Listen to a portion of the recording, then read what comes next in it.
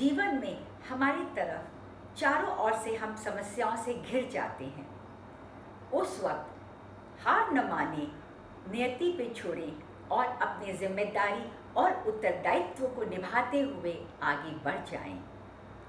Hello friends, positive vibes में प्रभा लोढ़ा आपका स्वागत करती है। आशा करती हूँ आप सब स्वस्थ और व्यस्त होंगे।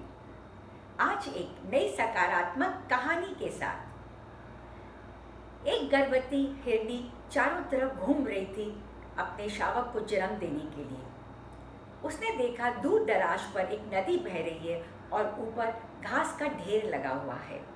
उसने सोचा यह उत्तम स्थान है कि मैं अपने शावक को जन्म दूं। वो वहाँ पे गई। अचानक ही बिजली कड़कने लगी और बारिश होने लगी।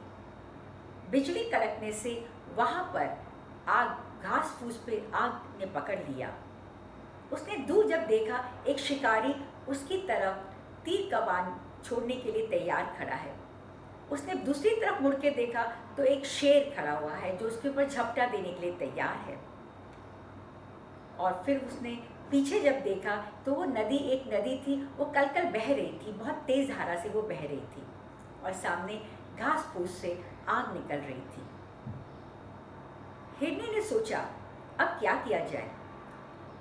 क्या शिकारी ने हिरनी को मार दिया, या शेर ने उसको खा गया, या आग में वो जल गई, या पानी के बहाव में वो बह गई। नहीं, ऐसा कुछ भी नहीं हुआ। उसने अपने आप को शून्य में ले गई और फिर उसने अपने कर्तव्य और जिम्मेदारी को ध्यान में रखते हुए उसने आंखें बंद कर प्रभु का नाम लेकर उसने अपने शावक को जन्म दे दिया। न उसको नदी बहा सकी, न आग ले जा सकी, न शिकारी मार सका, न उसको शेर खा सका। नियति की कृपा देखिए, जोर से बिजली कड़की। जो शिकारी अपनी तीर सांधे था उसका तीर गलती से शेर की आंख में लग गया। शेर चिल्ला उठा, दहाड़ उठा और वो भागने लगा।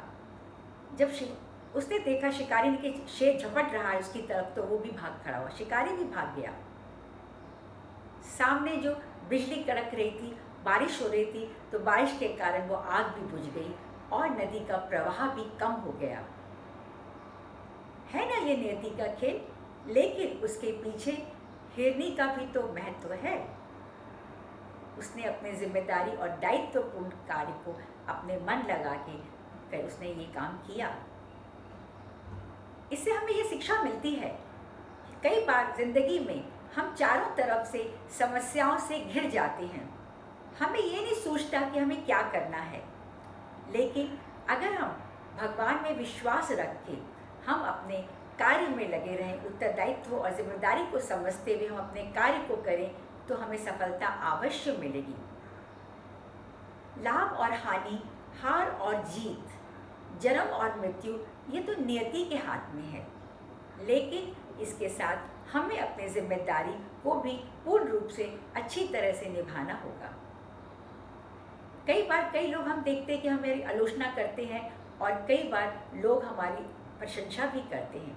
जो प्रशंसा करते हैं वो हमारे लिए प्रेरणा है, और जो हमारी आलोचना करते हैं वो हमें गलत राह दिखाने से आगे रोकते हैं और हमें सही राह पर लाने की कोशिश करते हैं।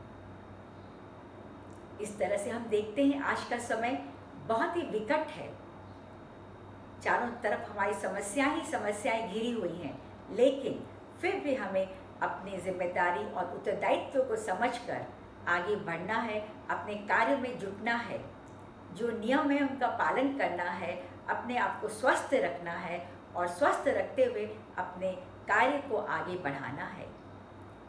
जिंदगी हमारी अवश्य सफल होगी और हम वापस से उसी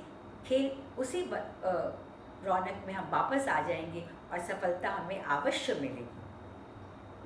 धन्यवाद। जय हिंद, जय भारत।